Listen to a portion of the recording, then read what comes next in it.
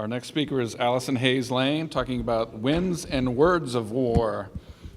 She is a curator and arts administrator who has worked in the arts for over 30 years. In 2004, she started her own art consulting group. She has a BA in art history from Sarah Lawrence and an MS in museum education from Bank Street College, New York City. I had to look that one up. And graduate studies at the Metropolitan Museum of Art. She has studied at the Whitney Museum of Art, and with her consulting group done projects at Art Pace Pecani Sauce Art Gallery, correct? Art Pace, San Antonio Museum of Art, the McNay, and the San Antonio Public Library. Recently, she was a consultant. Is that the UTSA, University Health System? No, I'm the curator for the University Health System. Okay, University Health System. And as the arts program manager, and recently she was appointed the archivist and program manager, and she is working with this international tour of these posters of the Winds and Words of War, World War I prints from the San Antonio Public Library. Please help me welcome Allison. Yeah, I think I'm okay. Make sure. Just put that stuff up here real quick.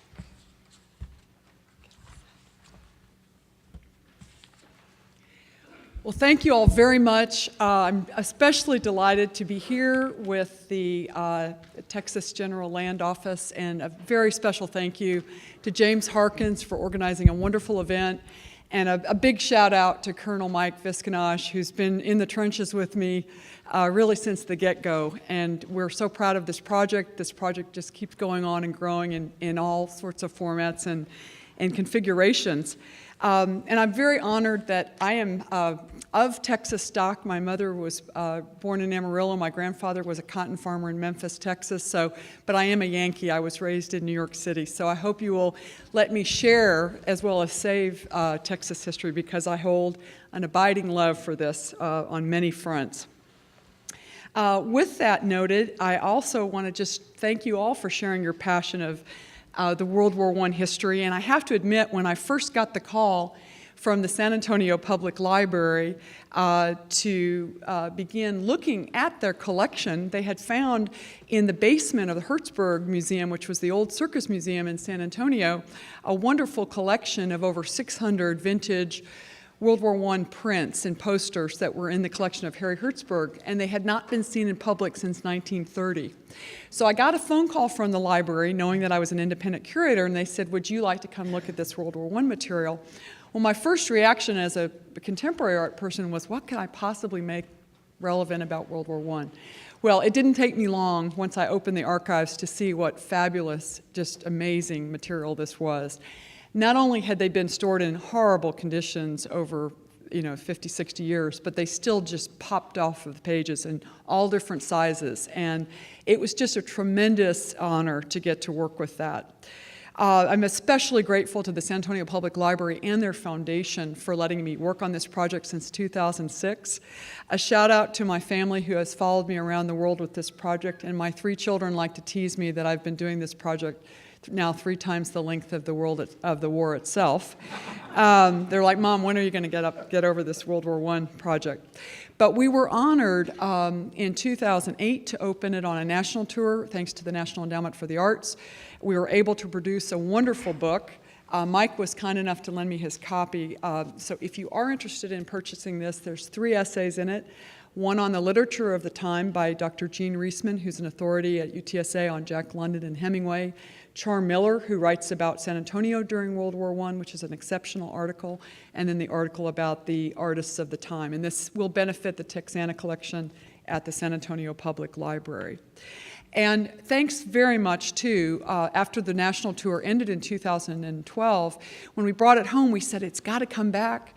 Go back to Europe. It should really be seen in France. And so we started out on a labor of love trying to beat the bushes for funding. And thanks very much to the generosity of the Bexar County Commissioner's Court, particularly Nelson Wolff, Commissioner Elizondo, Director Betty Boucher, who believed in our project. We received a very generous 3-year grant to take it to military facilities around Bexar County last year. And it left in February to go to Germany. And we opened it in April in Berlin on the day that the Americans had declared war on Germany. It was very interesting to be there and talk to young high school students who were bilingual in political studies and having them see our history firsthand. So that was a great honor. The show is currently in France, just outside of Paris in Rennes, and it will now tour in October to the United Kingdom, where I'll go speak in November, and then back to France to finish out the tour at the Museum of the Great War, and a wonderful Chateau de Blérancourt, which is the home of Anne Morgan, who was the daughter of J.P. Morgan, and she was a big American expat who helped on the front lines there. So starting in all this history, we're just so proud not only to look back at this powerful subject matter, which is the propaganda artists of the day, which is what I will speak about, and it's a great tie-in with what Patrick has just discussed in terms of the media attention. But also this journey started for me very personally with a paternal grandfather on my dad's side. So I come from good Texas stock as well as Hoosier stock, so Indiana. And my grandfather was one of very typical men of the time who had never been out of his county, much less the country. Was a farmer, knew how to fix tractors, and thought he would be good at fixing ambulances in the field. Went up to the University of Chicago and enlisted. Of course, my dad has embellished this now to include Hemingway somehow. They met and this whole big family lore. But what's interesting about my grandfather, who was so modest, he just said, I wanted to do something for my country, and I was good at fixing things. And I think that those ambulances broke down quite a bit in the field. He returned to the United States, never went back out, but had served in northern Italy and received an award of bravery for evacuating both troops and civilians with Spanish flu. And what's very special to me is I really hope as we do this exhibition around the world that families will look back into their own family stories and see the histories that are there. So very, very proud of that wonderful connection in my own life.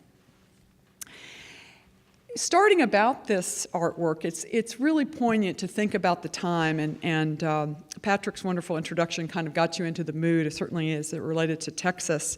And as I've adapted my show to not only include, as a curator, talking about the art of the time and how they motivated the propaganda artists to mobilize and push the country into the war effort, what's fascinating to know is that you really have to think of that innocence time. We were propelled into this industrial, fast-paced 20th century world, but we really had been this most innocent agrarian society.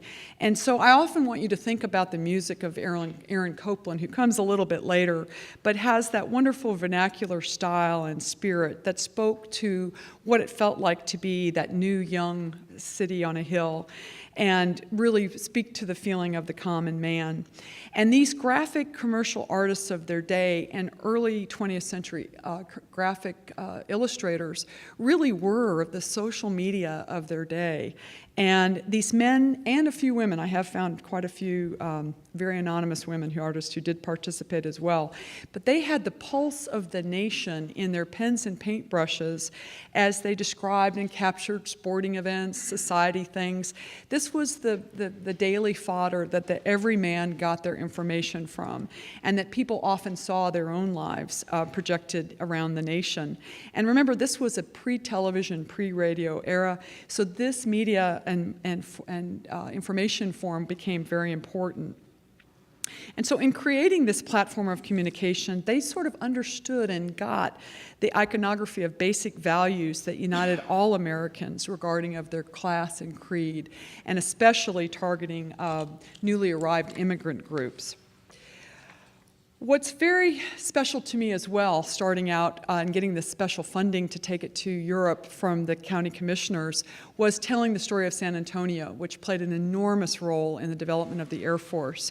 And so it's been a great honor for me to sort of develop and expand my normally art history-driven curatorial talk to expand the stories and tell the stories of Edgar Tobin, an early aviator trained at Kelly Field, Catherine and Marjorie Stinson and their brother, who trained many young pilots.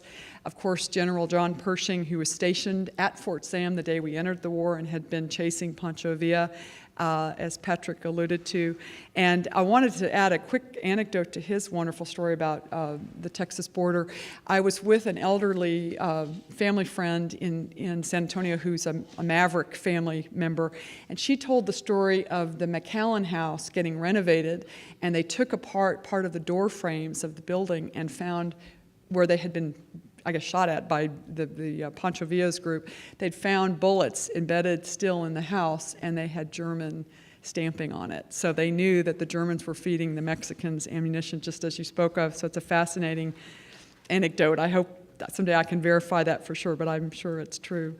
And also Maury Maverick, who's another connection to San Antonio, who was thought dead at the Battle of Aragon and would later go on to become the mayor of San Antonio during the Depression, and also telling the story of those who don't often get portrayed in these propaganda prints, the women, of diverse backgrounds, the Hispanic Americans, and also the brave people such as David Barkley, who was only the second person to be laid in state at the Alamo, was killed on the front, and who had poignantly written to his mother and said, "Please don't write to me in Spanish. I want to be remembered for what I have done over here." And so just these poignant stories and being able to say that. So being able to share these stories on the world stage has been a wonderful journey for me. So let's turn to April 1917, and Woodrow Wilson is faced with entering the war and propelling a country that had been in a very highly isolationist period into an accelerated pace towards war. And so he saw the value of the commercial illustrators who came to his cause immediately when summoned. And the leader of this group was the wonderful artist Charles Dana Gibson. And if you are familiar with anything graphically from that time, you would have known of Gibson's work. All of these gentlemen ended up having the Gibson girl, the Fisher girl, the flag girl, but Gibson was really the one who started off the fabulous Renaissance history in the early, as Patrick referred to, the golden age of graphic illustration and usage in journals and newspapers around the country. And I often feel a little sorry for Gibson because he was sort of the older guard of the group, and he was probably feeling, when he was given this raucous group of artists who are never able to control, and as a curator I can speak from experience, he probably felt like he was trying to herd cats, trying to get them all to agree and join this effort. And what's wonderful in seeing his work is you can see the poignant face of the everyman, the woman, the young mother giving over her son to the spindly, kindly Uncle Sam version that Gibson has created. And what's wonderful is that we will see later some other versions of that. What Wilson did so carefully was he tapped not only this powerful group of illustrators, but he put them under the leadership of a newspaperman named George Creel. Imagine a newspaperman having the ear of a president. Sounds very familiar to things that are happening today. George Creel had worked with Wilson and had been the advertising man who'd gotten him elected with the slogan, "He kept us out of war." Well, immediately in April 17, Wilson turned to George Creel and said, "We need to get into the war." And George Creel immediately knew, being very astute with advertising in that early age of advertising, how this could be done. And so by tapping this group, they were able to form the United States Committee on Public Information, which later became also a division of pictorial publicity. And what they would do is plan pairing a famous artist with a group such as the YMCA, Jewish Welfare Board, Red Cross, to create not only the visual imagery of home and hearth and patriotic themes, but also the words. So in announcing the title of our show, The Winds and Words of War, I wanted to note that words really were very important, and you'll see many examples of that as we move through the slides. These propaganda prints appeared immediately. It was almost overnight, and they inundated every aspect of American life. You were a young child, you were given brochures at school. There were posters and banners and prints. If you entered your job site, you were often lined up and asked to buy a war bond or a stamp. You could not escape the propaganda that just permeated every aspect of American life at that time. And while there had been dissent and other voices prior to that, Once the Americans were in, there was no room for debate. They wanted to move forward with a clear message, and Creel was even astute enough to know in early years of silent films that he noticed that there was a 4-minute gap when they would change the reels in the movie theaters. And he became very smart to create an idea of the 4-minute man.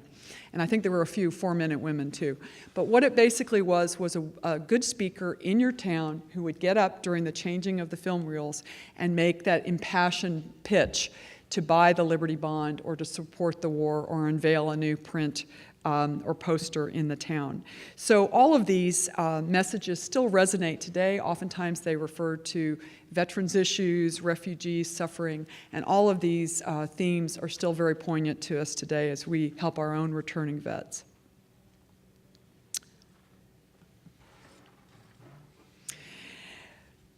Creel turned again to Howard Chandler Christi, who became sort of the second number 2 in charge. Christi was a classically trained artist who had studied in the Pennsylvania School under William Merritt Chase, and was one of the outstanding artists of his day, but soon realized that he could make more money as a commercial illustrator. And this young model, if I can use my laser pointer, I'm so excited. You can see this sort of rosy-eyed, cheery woman, and I love the integration of advertising using the pretty girl just dressed up in the men's uniform. Gee, I wish I were a man, I would join the Navy. Christi left being an artist and went on to become one of the most successful commercial illustrators of his day. But he does have a fabulous mural, if you're ever at the U.S. Capitol, of a huge, enormous painting of the signers of the Declaration of Independence. Chase never forgave him for jumping ship to make Chase the buck, I guess. But Christi had many mouths to feed. I believe this was the second or third Mrs. Christi, and I think he had several important issues on the home front that he had to pay, but he was one of the most successful illustrators of his time. As a New Yorker, I will tell you there's some beautiful murals in an old famous restaurant called the Café des Artistes on the Upper West Side, and the artists that lived in that building, I think probably to keep their rent paid, painted these beautiful murals in the restaurant downstairs. And in this mural, on the one side of the restaurant, is a face of this young woman who was his model at the time and later, I think, became Mrs. Christi number 2 or 3. But you'll see his work throughout the United States, again, one of the most famous and very successful of the propaganda artists. Classically trained, the women figures were often draped in that Greek toga or shimmering outfits, leading the troops very passionately into battle, waving the flag, again, describing the importance of moving forward, getting people moving to the front. Americans All, which was for the Victory Liberty Loan, done in 1917. But I'm especially always moved to tell the story and look at the diversity of the names that are listed there in the honor roll. One of my colleagues in France, when we were working with some curators there, really challenged me to try to tell the story more deeply about the diversity in the war. And so I've been trying to really look through and highlight some of those special stories of newly arrived immigrants that definitely stood up and served. Harrison Fisher was a very successful graphic illustrator who was also a favorite of Woodrow Wilson. I had the great joy of being in Washington a few summers ago with my children, and we went to Wilson's home. Wilson was only one of, I believe Obama's the second, 2 presidents to stay in Washington after his term. Of course, Wilson's reasons were for health, ended up being bedridden in his brownstone in Washington. But when you enter his bedroom, what's so touching is you will see to the right-hand side over the fireplace, a casing of a shell from the front line, and then a wonderful Red Cross print by Harrison Fisher. And oftentimes, Wilson's words were used within the propaganda print, but also, of course, the beautiful red-lipped, red-lipped woman draped in the American flag trying to urge and draw the viewer in to join the cause. Edmund Ash is lesser known, but has become one of my favorites for several reasons. He served with Theodore Roosevelt and the Rough Riders, and actually went on to serve in the White House as a reporter under Theodore Roosevelt. So he was a veteran, and always tried to promote the issues relating to veterans' causes. And I love the way he shows the vet taking off his jacket. He looks like he's building a building. He's on a girder on a high-rise building. But I love the fact that he was so concerned about the needs and concerns of veterans, which of course impact us today. In his Lend the Way That They Fight, you can see this almost burly, superhuman character. And one of the questions I get asked a lot in the 40 pieces that travel with the show, out of the 600 that we have in the collection, was why did you pick the ones that you've selected for the show? And I wanted to keep the iconography very positive, showing the patriotic side, showing the messages, that general message that was so important to Creel's philosophy about the propaganda.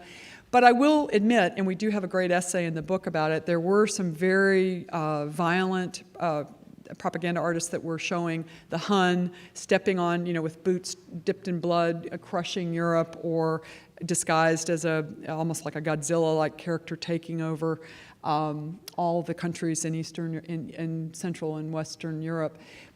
So the Germans were definitely portrayed in horrible ways, but what we did with our show was to try to gather up the soldiers' version, the workers' versions, the Lady Liberty, and to try to show more of the patriotic American iconography in our traveling show. A great contrast to that is Joseph Leyendecker, USA Bonds, Third Liberty Loan. And I love when I lecture, and I learn something every time I speak, but one of the great questions that I got was someone mentioning that this looked like Norman Rockwell's work. And that's a very, very good observation, because Norman Rockwell was a student of Leyendecker. And it's hard to put it into perspective because it's 100 years ago, but Leyendecker was most well known for the Arrow Shirt campaign, which has still been called one of the most successful advertising campaigns of its day. So he knew certainly the advertising side of it, but he was a classically trained artist and really a wonderful mentor to many younger artists, among them Norman Rockwell. And I especially love sort of researching all their signatures, seeing the motifs that's used time and time again, swords, these very patriotic symbols of the American eagle, and then Lady Liberty. Leyendecker wasn't quite as good at drawing women as some of the other artists were, but you can see that she's draped with the American flag with this young Boy Scout at her feet.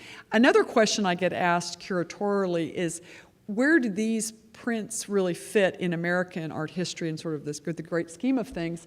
And I will say that when I first started working with this over 10 years ago, we had the collection appraised, and it was a good value. Now they have just gone up quite a bit in value, and part of the reason is the interest in such major collectors as Steven Spielberg and Francis Ford Coppola. So I think there's an appreciation for this, not only the centennial of the war, but this wonderful interest in Americana and propaganda issues. So I'm very pleased to show this, because I think, and also Norman Rockwell's work has skyrocketed. The Saturday Evening Post covers now go for over $1 million at auction. So it's been interesting to follow that journey as well. Haskell Coffin was very interested in the theater as well as the fine arts. And many of these men, as I mentioned, had studied in Europe prior to World War I, and they were very familiar with the French tradition of Alphonse Mucha and some of the other Toulouse-Lautrec, who did these enormous banners for theater events or operas, which would bring in the viewer. And that was, of course, the point of the propaganda prints, was to bring people in, to really motivate them to support the war effort. And not only support it by sending the manpower, but also to help pay for it. The Liberty Bonds and stamps were very, very important. And again, as I mentioned, Creel made sure that the country was inundated with information wherever he could. I love this Joan of Arc with her almost matinee idol hairdo and this wonderful uniform, very bulky uniform as Joan of Arc. Haskell Coffin's Help Us Help Our Boys, which is almost a print within a print.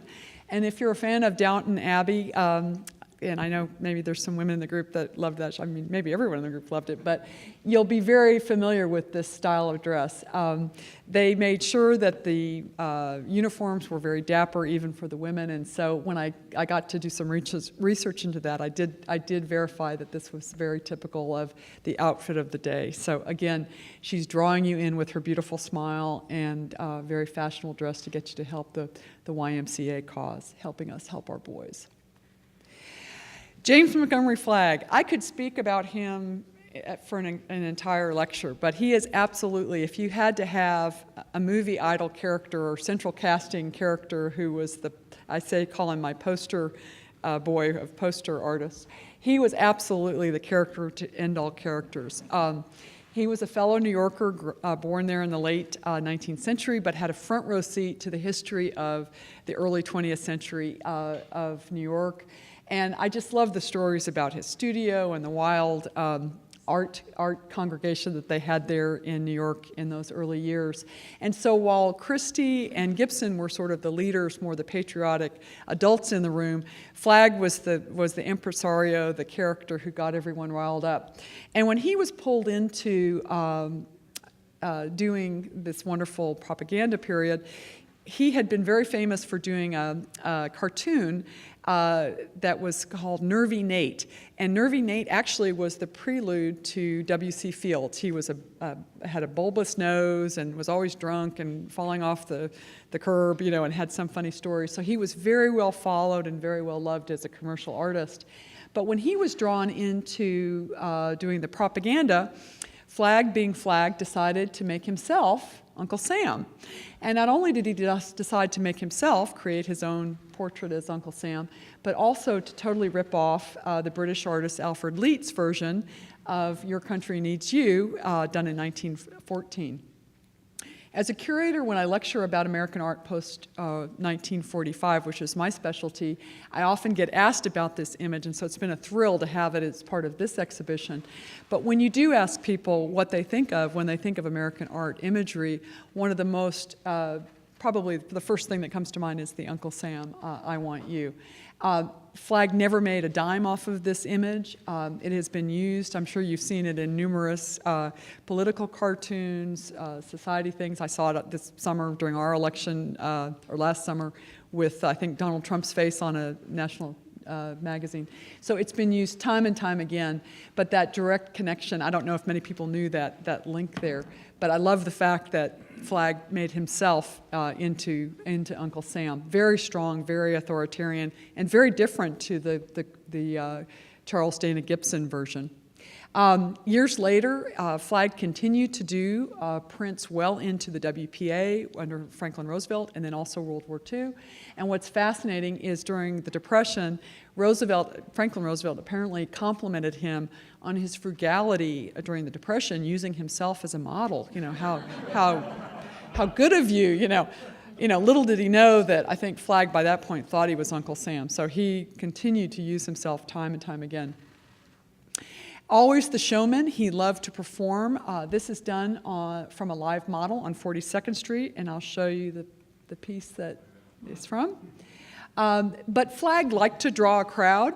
He liked to do it in front of libraries because oftentimes soldiers, when they were deploying and changing trains, they would stop at a library. And of course, we're so proud of our library collection, and we used the Charles Buckle Falls version on the cover of our book. But often soldiers would stop there. There would be a little bit of a break before they deployed to the next train or boat. But Flagg definitely loved to attract a crowd, which of course drew attention to the posters themselves. This one is Tell That to the Marines, and it's hard to read the headline, but it ties in well with Patrick's theme of sensational headlines, which was Huns kill women and children. So here the young man has come in from work, and he's going to get right to it. And again, the artist tried to motivate and propel the public into the war.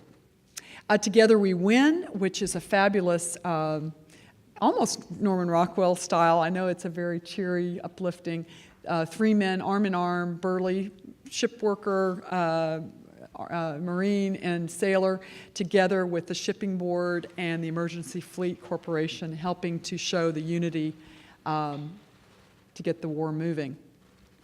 It's fascinating to know, I mentioned the 4 Minutemen and changing the reels during the silent film era, but what's interesting is Flagg became very influenced and involved in the early film development, and he created this wonderful poster and project for the Red Cross, where they would show the importance of helping at the front lines with the Army Ambulance Corps and the Nursing Corps as well.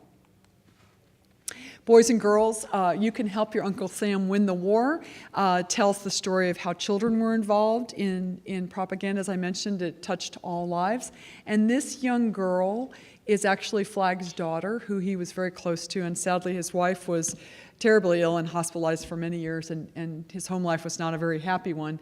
But I also like the idea, and getting back to the advertising side of it, that the children are portrayed almost as young adults with almost as little mini-me's. The little boy has sort of his suit on and looks very properly dressed, but there he is trying to encourage children to do their part and help the war effort. Wake Up America. I had the German curator that we worked with in Berlin call me, and he said, Allison, I'm going to put a large advertisement in one of our biggest train stations in Berlin, and this is the image I'd love to use as the advertisement. And I just was thrilled, because this is one of my all-time favorites. It's one that you do see often, but not, of course, as much as the Uncle Sam, I Want You, that's done by Flagg.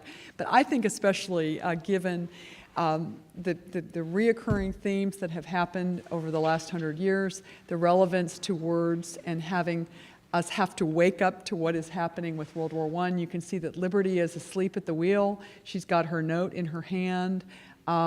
She's got the storm clouds brewing. She's not aware of what's happening. So it really is, again, showing you that propelling motion through words and imagery to get Americans to step up and move quickly. And Wilson knew that, as well as Creel, that this had to happen as fast as they could.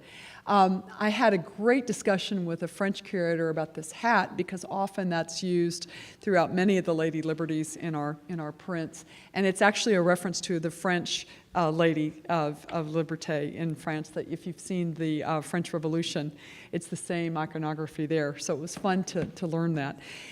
The last and most enduring anecdote about this was the face of Lady Liberty is none other than Flagg's German mistress, who was his studio model.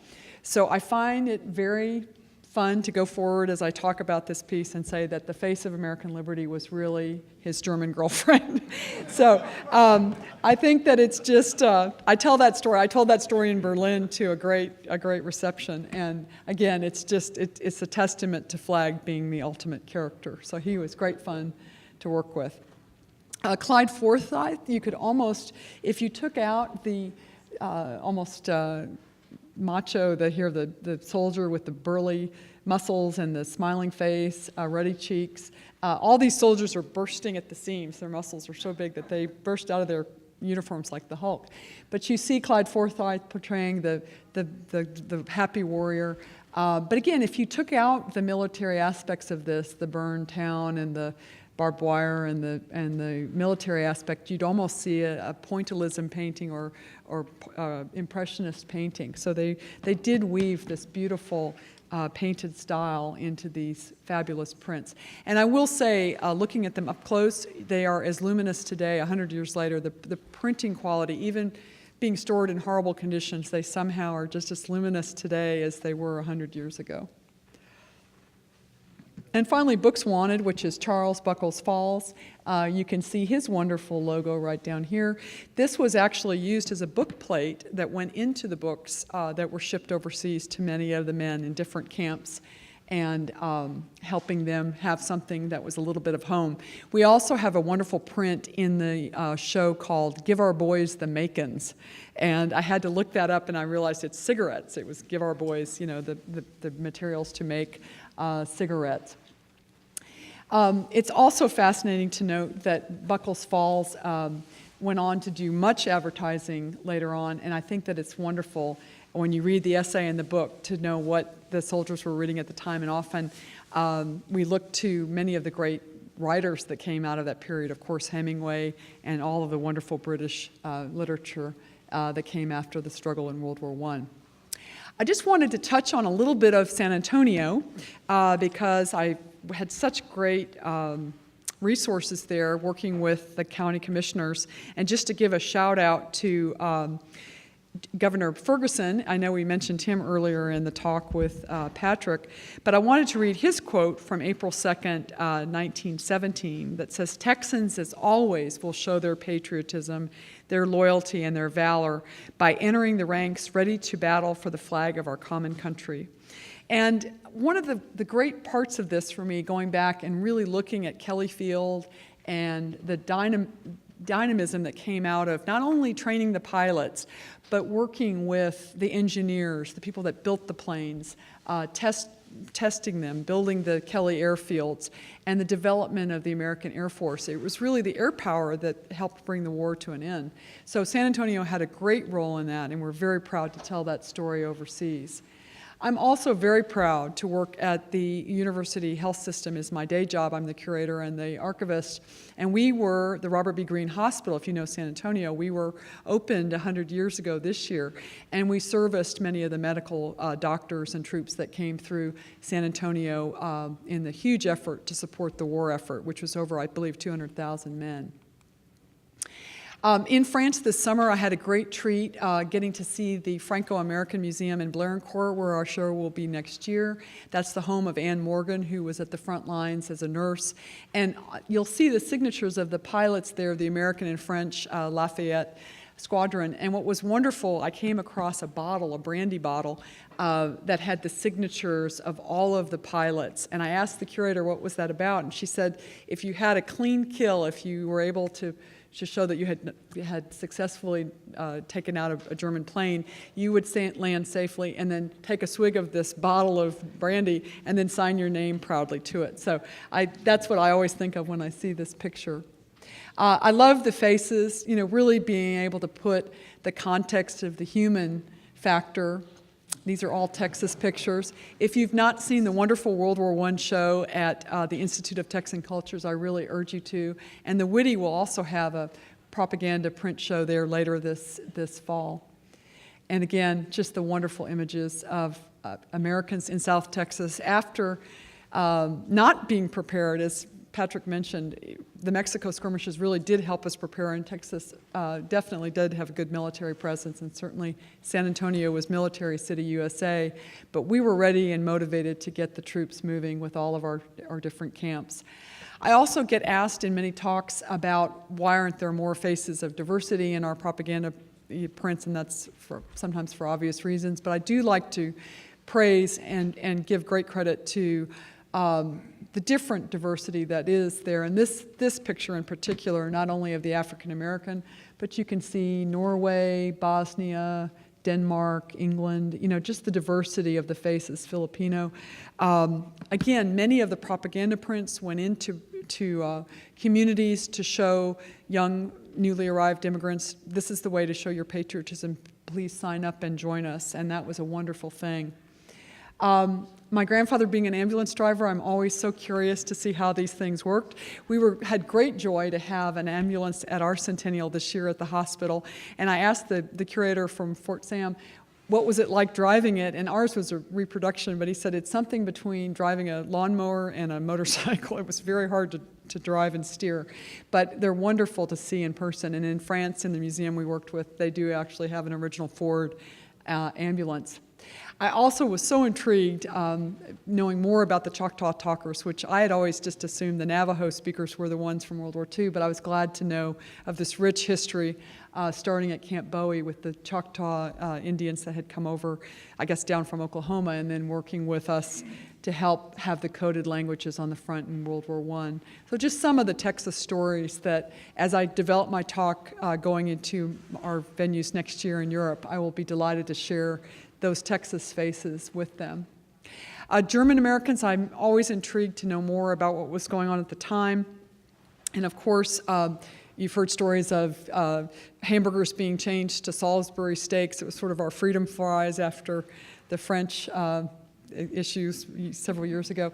German Americans trying to show their patriotism, and ironically, many of the publishing houses in the United States were owned by, presses were owned by German families, and so many of them donated their printing services to the U.S. government to help show their patriotism for the war. Many Germans changed their name, trying to be very careful to show their own patriotism. And of course, always trying to find more things to tout women's roles. Women were nurses on the front lines. This is one of the Stinson sisters training many of the pilots at Kelly Field. And then soldiers coming victoriously home in Dallas after World War I ended, the Great War ended. And then this beautiful shot of the fireworks, I believe in North Texas at the end of the war.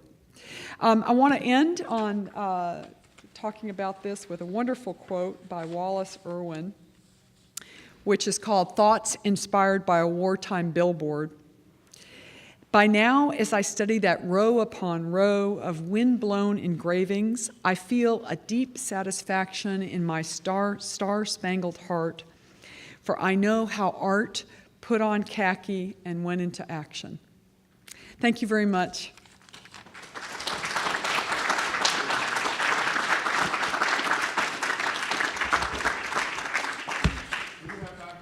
Hi, I think at the beginning of your talk you said there was 600 posters found. Yes. So I know at least 40 of them are overseas. 40 are traveling now in France. So what happened to the other ones? I know the Institute of Texan Cultures will It probably is. use It some. is. This is at the San Antonio Public Library in their Texana. I had worked with Frank Faulkner, who was a wonderful friend. Frank is retired. The prints are still in storage. We took out some more to hang at the the Bexar County Courthouse to thank them for their support of the show. But they're available to be looked at. Some are not in very good condition. Some were fine to travel. They really are amazing. There's some that are quite small, some that are banners. They were all different sizes, all different versions. One of the favorite ones that I came across was a very small one that said, "Lend us your eyes." And I thought, I have to read this. What is this all about? And it was asking for telescopes and binoculars because there was a shortage of those materials during the war. And it said at the bottom, please send them to Franklin Delano Roosevelt, Assistant Secretary of the Navy, da-da-da. And it's priceless to see that history. And on Antiques Roadshow, there was a woman one time with an old binocular case with a return label on it, I guess. And she said, I guess my grandmother or great-grandmother sent this off to be used, and it was returned to her. So I guess the idea was to send your horse, send your equipment to help the war effort. I don't think many people got their horses or their cow back, but the point was that if you lent your equipment, it would be returned to you, and it was on this one example. So, Thank you. You're welcome. Any other questions? Anybody else? Good. Well, I hope you enjoyed. Thank you so much. Thank you, Allison. Thank you. Thank you. It's a pleasure. Thank you.